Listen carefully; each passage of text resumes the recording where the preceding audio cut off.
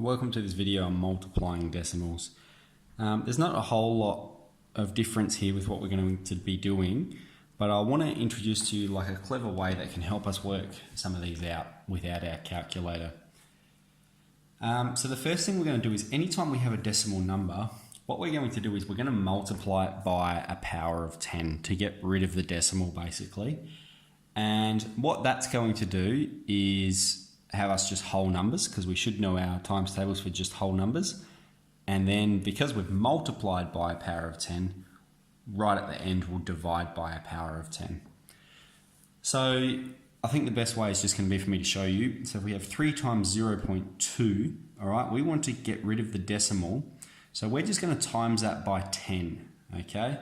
So I just want you to think about 0.2. If we're timesing that by 10, it's going to shift the decimal place to the right one spot. So we're going to have 3 times 2. So I'm going to put times 10 over here in the margin. I'm going to draw a margin just down the page there so you can see what we've got is we've got 3 times 2. I've shifted it over. Now 3 times 2 is just 6.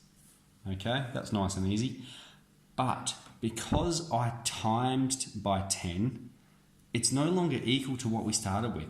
So I have to divide by 10, okay? Times and divide, they're what we call inverse operations.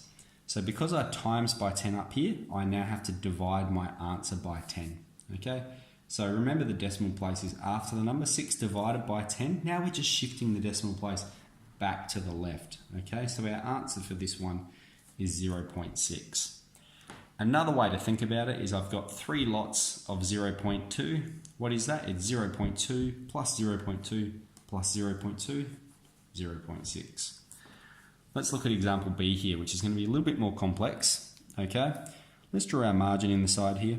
So if I want to shift the decimal place here to the spot to the right one place, I'm going to times it by 10. So we're timesing by 10 to get 7. And over here, I have to shift it 2 places. I have to go I have to do 2 bunny hops. So that means we have to times it by 100 as well. So we've got times 10 and times 100, and we're going to have 7 times 3. So 7 times 3 is 21.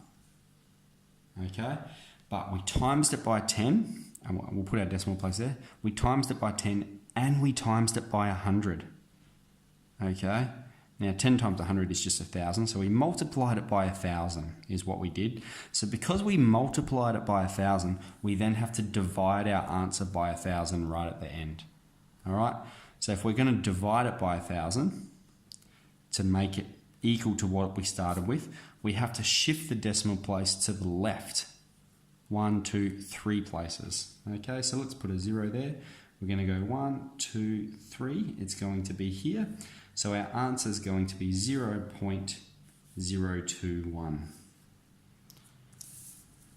If I have 0.5 times 12, all right, we only need to do one here. So I'm going to times by 10. That's going to make it 5 times 12. 5 times 12 is 60. And then because I multiplied by 10, I now have to divide by 10 right at the end. 60 divided by 10 is 6. Okay, again, you're doing the same thing. You're shifting the decimal place one spot. So we're using those same rules. Okay, 1.2 times 0.6. Right, here I've got a decimal number. I want to get rid of that. So we're going to multiply that by 10. And here as well. So we're going to multiply that by 10.